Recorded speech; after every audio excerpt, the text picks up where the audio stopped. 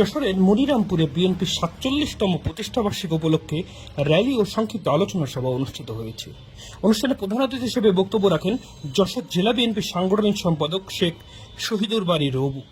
বিশেষ অতিথি হিসেবে বক্তব্য রাখেন যশোর জেলা বিএনপির সাবেক সহসভাপতি মোহাম্মদ মূসা। অনুষ্ঠানটিতে সভাপতিত্ব করেন মনিরামপুর উপজেলা বিএনপির সভাপতি শহীদ মোহাম্মদ ইকবাল হোসেন এবং অনুষ্ঠানটিকে সঞ্চালনা করেন উপজেলা বিএনপির সাধারণ সম্পাদক আসারুজ্জামান মিন্টু।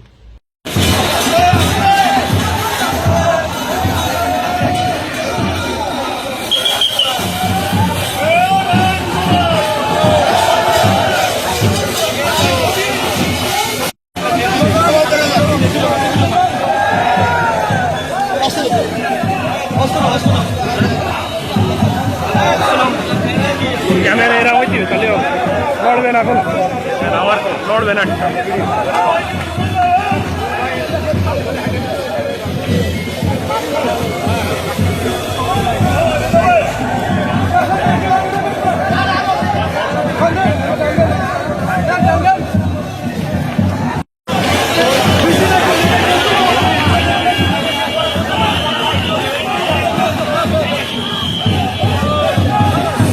জাতীয়তাবাদী দল সর্বকালের সর্বশ্রেষ্ঠ সম্মানিত কর্মী ভাইরা,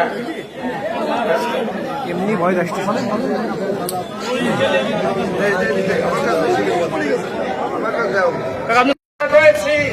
নির্বাচন বানচাল করার ষড়যন্ত্র চলছে।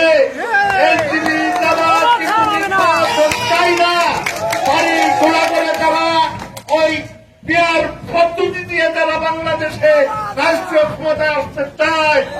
এই যে অপচেষ্টা, এই অপচেষ্টা আমরা কখনোই মেনে নেব না। তাই আজকে আমি আপনাদেরকে বলব, ধৈর্য ধারণ করুন এবং আগামী নির্বাচনের প্রস্তুতি গ্রহণ করুন। এখন আপনাদের সামনে বক্তব্য রাখে এই জাতীয়তাবাদী দল সারা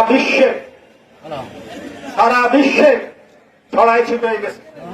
যে বীজ রোপণ করেছে বাংলাদেশের স্বাধীনতার ঘোষক শহীদ রাষ্ট্রপতি জিয়াউর রহমান, বহুদলীয় গণতন্ত্রের প্রবক্তা, তিনি বাংলাদেশী জাতীয়তাবাদের ভিত্তিতে একটি রাজনৈতিক সংগঠন তিনি তৈরি করেছেন। বিশ্বে সব থেকে জনপ্রিয় দল